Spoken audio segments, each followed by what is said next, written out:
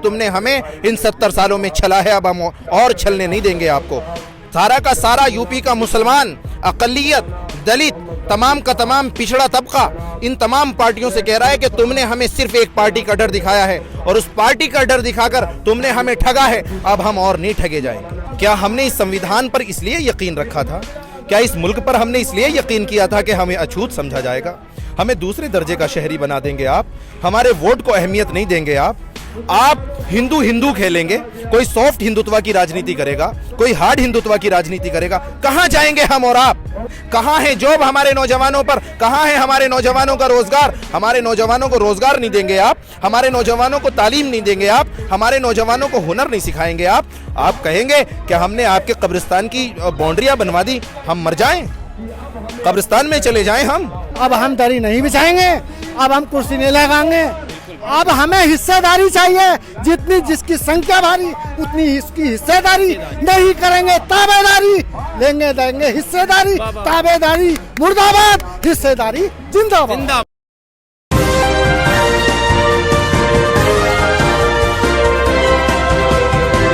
Booth level पर कमजोर बताने की कोशिश कांग्रेस की, सपा की तमाम लोगों द्वारा जारी है।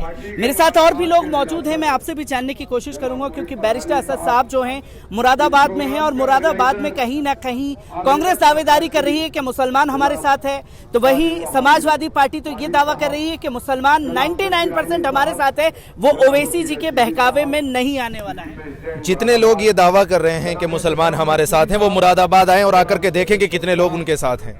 ये जो सभा है और ये जो लोगों का मजमा है, तांते मारता समंदर है, ये चीख चीख कर उनसे कह रहा है कि तुमने हमें इन 70 सालों में छला है, अब हम और छलने नहीं देंगे आपको।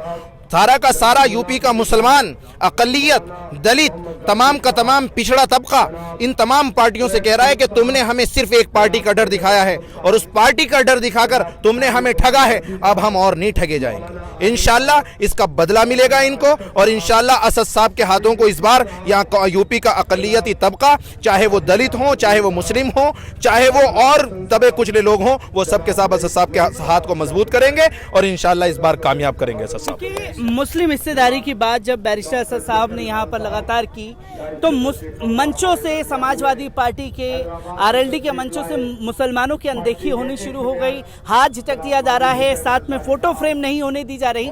तो कैसे देखते हैं और किस तरीके का मैसेज जाएगा एआईएमआईएम की तरफ से भी? ये आपका सवाल मुझसे है, हालांकि ये सवाल आपका इन सेकुलर पार्टियों से होना चाहिए कि आप दुनिया को क्या पैगाम देना चाहते हैं, आप इस हिंदुस्तान को क्या पैगाम देना चाहते हैं। आप इन तमाम मुसलमानों को, जिन्होंने आपको 4-4 मरतबा चीफ मिनिस्टर बनाया, मायावती जी को 4 मरतबा चीफ मिनिस्टर बनाया, कांग्रेस को हमने 70 सालों से अपने खूने जिगर से सींचा, आप क्या पैगाम दे रहे हैं इस कौम को? क्या आप ये कहना चाहते हैं कि आप अछूत है राजनीति में? क्या आप ये कहना चाहते हैं कि आपका चेहरा अगर सामने आ गया तो हमारा हिंदू वोट छटक जाएगा? अगर हिंदू वोट छटक जाएगा तो आप क्या ये बताना चाहते हैं कि आप अगर डरकर हमें वोट कर रहे हैं, करिए, नहीं तो आपके वोट की जरूरत नहीं है? क्या आप ये पैगाम देना चाहते हैं? अगर आप ये पैगाम देना चाहते हैं तो पलटकर मेरा उनको जवाब ये है कि अगर आप हमें अछूत समझते हैं और अगर आप हमको ये पैगाम दे रहे हैं कि आपके वोट की जरूरत नहीं है, तो मेरा उनको जवाब ये है कि हाँ, मुसलमानों को चाहिए कि अगर वो ये कह रहे हैं तो वो कहें कि हाँ, हम भी आपको वोट नहीं देंगे। हमारी लीडरशिप, हमारा झंडा, हमारा डंडा पतंग की शक्ल में और हमारा लीडर असदुद्दीन ओवैसी साहब की शक्ल में हमें मिल गया है। हम इंशाल्लाह असद साहब के हाथों को मजबूत करेंगे और अपने झंडे डंडे को मजबूत करेंगे और इंशाल्लाह यूपी में असद साहब को जिताएंगे। झंडे डंडे को मजबूत करने की बात कही जा रही है। यहाँ कांग्रेस का नारा है लड़की हूँ लड़ सकती हूँ, समाजवादी पार्टी अपने नारे दे रही है कि 400 के पार जाएंगे। भारतीय जनता पार्टी जो है ये दावा कर रही है कि उन्होंने तो राम मंदिर बना दिया, सारे मसले हल हो गए। यूपी की और खासतौर पर मुरादाबाद की समस्याएं क्या है? हम कहां जाएं? राम मंदिर बना दिया, इस मुद्दे पर आप वोट ले लेंगे, ठीक है, आप हिंदुओं को खुश करें, आप अपना इलेक्शन लड़ें, आप अपना उल्लू सीधा करें, अपनी कौम का उल्लू सीधा करें और आप वोट ले लें। ये हमें मंचों से पीछे करें, तो मुझे आप बताइएगा, मेरा आपसे सवाल है, हम कहां जाएं? क्या हमने इस संविधान पर इसलिए यकीन रखा था? क्या इस मुल्क पर हमने इसलिए यकीन किया था कि हमें अछूत समझा जाएगा? हमें दूसरे दर्जे का शहरी बना देंगे आप, हमारे वोट को अहमियत नहीं देंगे आप हिंदू हिंदू खेलेंगे, कोई सॉफ्ट हिंदुत्व की राजनीति करेगा, कोई हार्ड हिंदुत्व की राजनीति करेगा। कहां जाएंगे हम और आप? दबा कुचला तबका जाएगा कहां? जिनको हक नहीं मिला जाएगा कहां? और माफ कीजिएगा, ये समाजवादी पार्टी जो हमसे कहती है कि हम मुसलमानों के मसीहा हैं और हमने मुसलमानों के लिए बहुत कुछ किया है, मुझे बताएं क्या किया है इन्होंने? कहां है हमारे नाम पर यूनिवर्सिटियां? कहां है हमारे नौजवानों को तालीम? कहां है जॉब हमारे नौजवानों पर? कहां है हमारे नौजवानों का रोजगार? हमारे नौजवानों को रोजगार नहीं देंगे आप, हमारे नौजवानों को तालीम नहीं देंगे आप, हमारे नौजवानों को हुनर नहीं सिखाएंगे आप कहेंगे कि हमने आपके कब्रिस्तान की बाउंड्रियां बनवा दी, हम मर जाएं, कब्रिस्तान में चले जाएं हम? आप ये पैगाम दे रहे हैं हमें? बताइए हम क्या करें? शमशान कब्रिस्तान की बात तो खुद योगी जी और पीएम खुद उत्तर प्रदेश की राजनीति में कर रहे हैं। अब यही तो अलमिया है इस उत्तर प्रदेश का कि आप कब्रिस्तान और शमशान पर जाएंगे, आप चच्चा जान और अब्बा जान पर जाएंगे, आप इस पूरे इलेक्शन को हिंदू और मुस्लिम में बांट देंगे। कहां जाएगा सेकुलर तबका? फिर यह कहिएगा कि ये मुल्क सेकुलर नहीं रहा। मान ले हम इन दोनों की बात कि ये मुल्क सेकुलर नहीं है, हम ये मान ले इनकी बात कि आप जो राजनीति होगी वो हिंदू और हिंदुत्व पे होगी। और आपके तवज्जुह से मुसलमानों से ये बात कहना चाहता हूं कि मैं अपनी बात नहीं कर रहा हूं, कुरान मुक़द्दस की बात कर रहा हूं। कुरान कहता है इन्नल्लाह ला युग़य्यिरु मा बिक़ौम हत्ता युग़य्यिरु मा बिअनफुसिहिम। खुदा ने आज तक उस कौम की हालत नहीं बदली, न हो खुद फिक्र जिसको अपने हालत के बदलने की। मुसलमानों, अल्लाह कह रहा है दुआओं के जरिए बदलेंगे आप। हालात बदलो, अपने लीडर को समझो, अपने अमलों से अपनी जिंदगियों को बदलो। याद रखिएगा, जब तक आप अपना लीडर नहीं चुनेंगे तब तक आपके हालात नहीं बदलने जा रहे हैं। इसलिए कि मक्का के अंदर मुसलमानों के हालात बदलने के लिए उन्होंने अपने नेता को चुना, यानी मोहम्मद अरबी सल्लल्लाहु अलैहि वसल्लम को चुना। इसी तरह अफ्रीका की मिसाल है कि अफ्रीका के अंदर कालों को हक नहीं दिया जाता था। नेल्सन मंडेला जी आए और उन्होंने अपनी लीडरशिप कायम की और नेल्सन मंडेला ने कहा कि मैं तुम्हें बराबरी का हक दिलाऊंगा। उनके कालों ने यह नहीं कहा कि हालात नहीं है इसलिए हम आपकी बात नहीं मानेंगे, बल्कि उन्होंने नेल्सन मंडेला की बात को माना और उनको अपना लीडर माना। अफ्रीका के अंदर हालात बदल गए।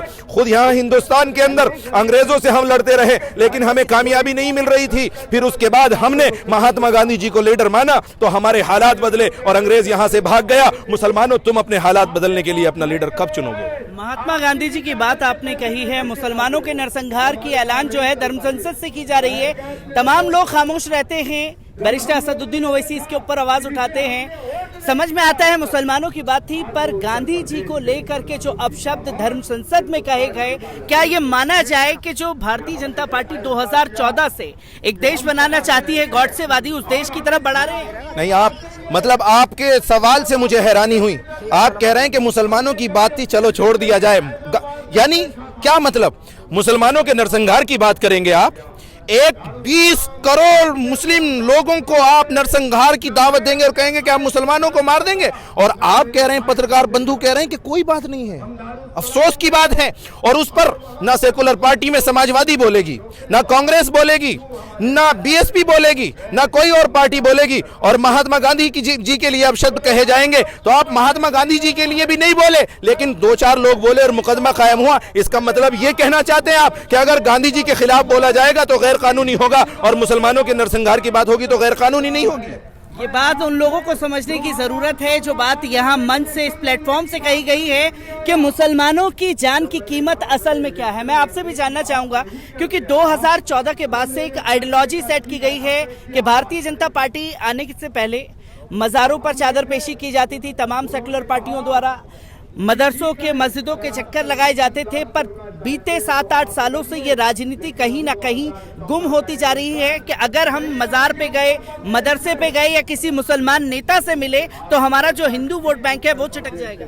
देखिए, असल बात तो ये है कि ये मेहनत पिछले 70 सालों से चल रही है। असल तो मुसलमानों का जो सियासी किरदार है और जो सियासी हिस्सेदारी है उसको ख़त्म करने का काम तो कांग्रेस ने किया है। उसके बाद जो बची खुची थी, कांग्रेस जब कमज़ोर पड़ती हुई नज़र आई, क्योंकि कांग्रेस के अंदर आरएसएस के लोग थे। जैसे जैसे बीजेपी और आरएसएस मजबूत होती गई वैसे वैसे कांग्रेस कमज़ोर होती गई। जब कांग्रेस कमज़ोर होती गई तो फिर ये दूसरी जो सेकुलर पार्टियां हैं, अपने आप को कहने वाली समाजवादी है, बसपा है और दीगर पार्टियां हैं, फिर इन्होंने वो झंडा उठा लिया। अब जब ये लोग खुद मजबूत हो गए, अब इन्होंने पूरे तौर पर मुसलमानों को नज़रअंदाज करना शुरू कर दिया, क्योंकि आरएसएस का असल मकसद है हिंदुस्तान के ऊपर अपना कंट्रोल। गोडसेवादी सरकार यहाँ बनाना और पूरा निज़ाम जो है मनुस्मृति का चलाना। अब चाहे वो कांग्रेस हो, चाहे सपा हो, चाहे बसपा हो, चाहे रालोद हो या कोई भी पार्टियां हो, ये तमाम की तमाम पार्टियां आरएसएस के बच्चे हैं और ये सारे के सारे बच्चे आरएसएस को परवान चढ़ाने के लिए काम कर रहे हैं। अब जब इनको ये लग गया, सब सेकुलर जो नाम निहाद सेकुलर पार्टियां हैं, इनको लग गया कि अब आरएसएस जवान हो चुकी है, मजबूत हो चुकी है, अब जो है आरएसएस को कोई डिगाने वाला नहीं है, तो इन्होंने पूरे तौर पर जो है वो चादर वाली सियासत, टोपी वाली सियासत और मंच पर मुसलमान को बुलाने वाली सियासत, वो सब की सब इन्होंने छोड़ दी। अब ये समझते हैं कि हमें मुसलमानों की ज़रूरत नहीं है, जबकि ये इनकी गलत फहमी है। मुसलमानों के बगैर हिंदुस्तान अधूरा है, यहाँ का सिस्टम अधूरा है, यहाँ का सेकुलर अधूरा है। और इनकी समझ में अगर ये बात नहीं आती, 2022 के चुनाव में इनको ये सबक मिल जाएगा। बिहार में जो है तेजस्वी रो रहा है और यहाँ पर रोने के लिए अखिलेश भैया को जो है वक्त भी नहीं मिलेगा। उनका क्या होगा हमें इस बात का कुछ पता नहीं। मैं इसी के साथ आपसे भी जानना चाहूँगा, क्योंकि हम लोगों ने लगातार देखा कि मंचों से ऐलान किया जा रहा है मुसलमानों का नरसंहार कर दो। भारतीय जनता पार्टी डराने की कोशिश कर रही है और ये बता रही है कि मुसलमान जो है उससे डर गया है। तमाम सेकुलर पार्टी ये बताने की कोशिश कर रही हैं कि मुसलमान जो है इस वक्त डरा हुआ है और अगर हमें नहीं चुना तो ये डर ऐसे ही कायम रहेगा। असल में क्या यूपी का मुसलमान डरा हुआ है? नहीं, यूपी का मुसलमान ना पहले डरा हुआ था ना आज डरा हुआ है। ये सपा, बसपा, कांग्रेस, बीजेपी, ये सब एक ही पेड़ की शाखा हैं। ये एक ही पेड़ है, उसी की शाखा हैं सारी, समझे। ये हमारा सिर्फ और सिर्फ वोट लेने के लिए ये हमें इस्तेमाल करते हैं बस, समझे। बीजेपी तो बीजेपी है ही, लेकिन सपा और बसपा कांग्रेस में क्या फर्क है बताओ? हमारे लिए कोई फर्क नहीं है। कोई फर्क नहीं है। हमारे लिए फर्क यूं नहीं है कि हमारा कांग्रेस ने मुस्लिम रेजिमेंट, पठान रेजिमेंट, ये कांग्रेस के जमाने का खत्म करा हुआ है, आई समझे। और अब आओ सपा पे, सपा का हमने 4-5 बार यहाँ मुख्यमंत्री दिया मुस्लिमों ने, खास करके हमारे बगैर यहाँ कोई मुख्यमंत्री नहीं बनता। तो हमें इन्होंने क्या दिया? सिर्फ लॉलीपॉप दिया। इसी सपा ने सन 2012 में हमें आरक्षण 18.5% का हमें वादा किया था, लेकिन हमें 1% भी आरक्षण नहीं दिया। जब इसकी सरकार बनी तो इसने आरक्षण किसको दिया? Police, PSC, engineering, mastering, doctoring में सब जितनी भर्तियां आई सब यादवों को भर दिया। इससे पहले सपा थी, वो थी बसपा थी, बसपा ने भी जो जाटवों को उस पर पहुंचाया, मुसलमानों को पीछे कर दिया। हमें ये तेजपात का पत्ता समझते हैं ये लोग कि बिरयानी बनाने के जैसे तेजपात पत्ते की और लौंग इलायची की जरूरत पड़ती है, बगैर उसके बिरयानी नहीं बनती। तो इसीलिए जो है जब खाने का नंबर आता है बिरयानी का तो सबसे पहले लौंग इलायची और तेजपात के पत्ते को ही निकाल कर फेंकते हैं पहले। ये चुनाव के बाद पार्टियां सारी जितनी भी हैं ये हमें निकाल कर फेंक देती हैं। सिर्फ चुनाव के टाइम पे ही हमें ये इस्तेमाल करती हैं। अब हम दरी नहीं बिछाएंगे, अब हम कुर्सी नहीं लगाएंगे, अब हमें हिस्सेदारी चाहिए। जितनी जिसकी संख्या भारी उतनी इसकी हिस्सेदारी। नहीं करेंगे ताबेदारी, लेंगे देंगे हिस्सेदारी। ताबेदारी मुर्दाबाद, हिस्सेदारी जिंदाबाद। हिस्सेदारी की बात जो है यहाँ ये कही जा रही है। मैं आप सभी से यहाँ पूछना चाहूँगा, क्योंकि 2014 में जब चुनाव हुए लोकसभा के, तमाम सेकुलर पार्टियां हारी तो बस बहुजन समाज पार्टी बोली कि मुसलमानों ने वोट नहीं दिया इसलिए हम हार गए। 2017 में अखिलेश और कांग्रेस का गठबंधन हुआ, इनके नेता बोले मुसलमानों ने वोट नहीं दिया इसलिए हार गए। 2019 में बसपा सपा साथ आई, फिर हारे तो बोले मुसलमानों ने वोट नहीं दिया। किस तरीके से देखते हैं इन चीजों को? देखिए, मैं यही बताना चाहूँगा इस बारे में कि इन लोगों का जो खुद की राजनीति है, जो कास्टिंग की राजनीति है, वो खुद इनके साथ नहीं है, खुद इनके साथ नहीं है, तो फिर हमारे ऊपर क्यों रखना चाहते हैं? नहीं रखना चाहिए ना। हम मुसलमान हैं और एक अच्छे मुसलमान हैं। हमें फ़ख्र है इस चीज़ पर कि हम मुसलमान होने के साथ साथ एक हिंदुस्तानी भी हैं। फ़ख्र है मुझे इस बात पर। तो बाकी इनका ये कहना कि मुसलमानों ने वोट नहीं दिया, देखिए मुसलमान हो या कोई भी बिरादरी से हो, सबका अपना अधिकार है, अपनी मर्जी है, जिसे चाहे वोट अदा करे।